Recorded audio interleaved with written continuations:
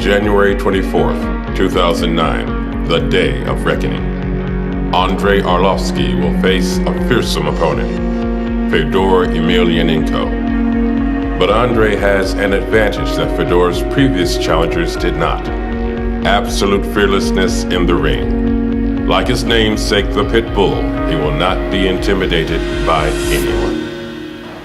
In my opinion, in this sport where you compete individually, mental game is probably 90% of the success. Arlovski versus Fedor, it's a huge fight. I think it's going to be unbelievable. He's an aggressive, great fighter. He's good at what he does, and he's very disciplined. He is an intimidating force when, he walks into a ring, and people have seen what he's capable of. It seemed like that most of the people would lose the fight before they even stepped into the ring with Fedor, psychologically. And Andrei is a completely different person.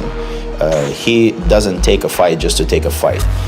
Every fight is a challenge, every fight is a competition, and he trains and he puts in his work and effort, both physically and psychologically, in order to win his fights, in order to do his job. He's a professional athlete. His job is to win fights.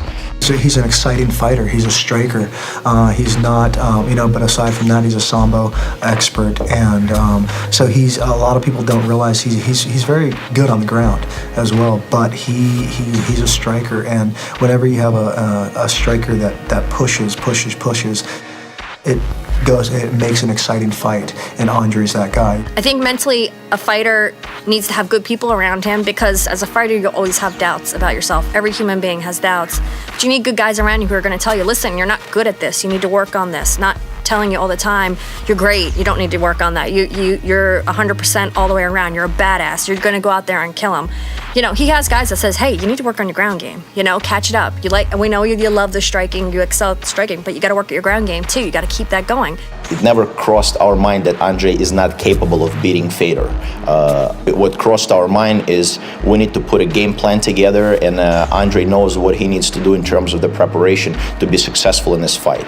Mentally, it's been a great journey for Andrei. He's really grown into that role as a leader. A couple of years ago, I don't think he can train other fighters. He wasn't mentally there. Now mentally, I think he would be there. I think he would be a good trainer and a mentor for another fighter, because he's gone through it. He's walked that path. When Randy Couture was fighting Chuck Liddell for the third time and was going to try and win the title back, this was the rubber match. They were 1-1.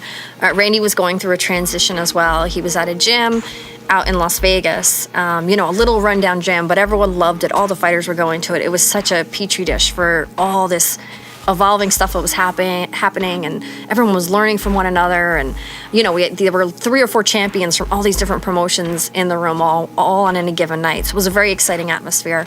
And Randy asked Andrei to come out and help him train.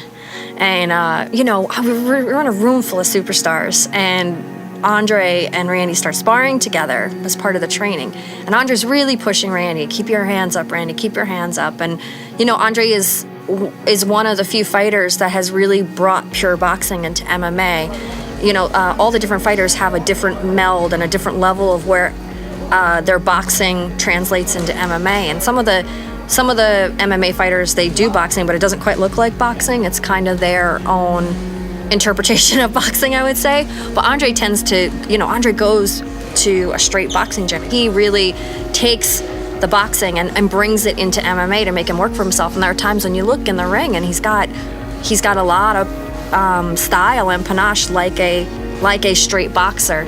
So I think Randy kind of brought that in. He trusted Andrei and brought him in, and those two started getting at it. And you don't train 100%.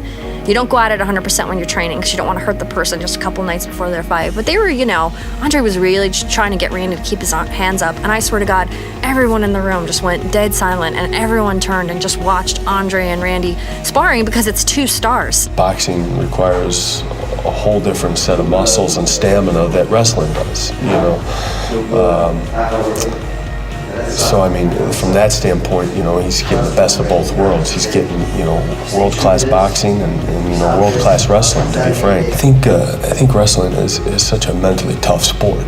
So just, being involved in wrestling and going through wrestling workouts,